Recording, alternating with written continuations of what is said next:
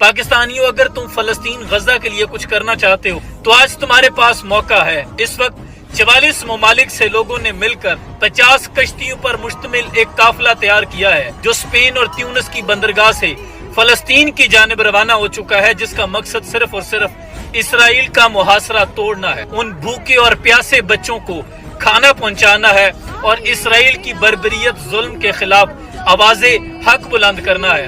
اور پاکستان کے لیے فخر کی بات یہ ہے کہ صرف ایک مرد مجاہد سینیٹر مشتاق احمد خان، ہمارے پاکستان کی شان، وہ اس قافلے میں شریک ہے۔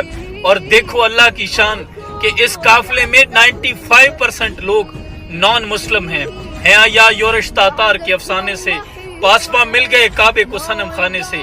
2 ارب مسلمانوں کی 57 اسلامی ممالک کی حکومتوں کی جب غیرت نہ جاگی تو اللہ نے غیر مسلم کی غیرت کو جگا دیا۔ بہت سی سیلیبریٹیز اس قافلے میں شامل ہیں، بہت سے انجینئرز، ڈاکٹرز بھی ہیں جو اس قافلے میں معصوم بچوں کے لیے، فلسطین کے نہتے لوگوں کے لیے آواز حق بلند کر رہے ہیں۔ اور یہ قافلہ اس وقت اپنی جان کی بازی لگا بیٹھا ہے۔ میں تمام لوگوں سے یہ ریکویسٹ کرتا ہوں کہ زیادہ سے زیادہ اس کمپین کی اویئرنس دیں۔ سوشل میڈیا انفلوئنسرز، آپ نے بہت سے ٹرینڈز بنائے ہوں گے، خدا کے لیے اس قافلے کو ٹرینڈ بنائیں تاکہ عالمی میڈیا پر پریشر بلٹ ہو اور اس قافلے کی حفاظت کو یقینی بنایا جائے، ورنہ یہ تمام کے تمام لوگ اپنی جان سے ہاتھ دھو بیٹھیں گے۔ لیکن فلسطین کے لوگوں کو یہ امید کی اندھیرے میں، تاریک راتوں میں ایک امید کی کرن نظر آئی ہے، کیونکہ 57 اسلامی ممالک کے لوگ، ارباب اختیار سپاہ سالار نے چوڑیاں پہن رکھی تھی، وہ تو کوئی مدد کو نہ گیا۔ لیکن یہ 95% غیر مسلم لوگ ہیں جو فلسطین کے لیے آواز حق بلند کر رہے ہیں۔ سینیٹر مشتاق احمد خان کے لیے ویڈیوز بنائیں، اس قافلے کے لیے، اس کارواں کے لیے ویڈیو بنائیں اور زیادہ سے زیادہ فلسطین کے لیے آواز بلند کریں۔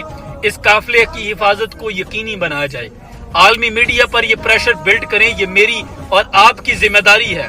یہ فالوورز کس کام کے ہیں؟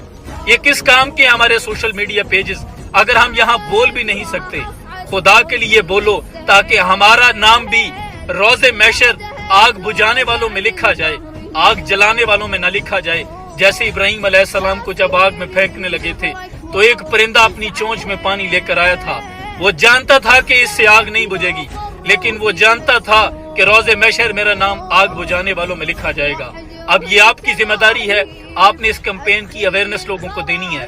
جو سوشل میڈیا استعمال نہیں کرتے انہیں بھی اس کے بارے میں بتائیں، اپنے ارد گرد سراؤنڈنگ کے لوگوں کو بتائیں کہ اس طرح ایک قافلہ جا رہا ہے۔ اللہ اس کی حفاظت فرمائے، اللہ سینیٹر مشتاق احمد خان کی حفاظت فرمائے۔ اس ٹرینڈ کو زیادہ سے زیادہ چلاؤ اور سوشل میڈیا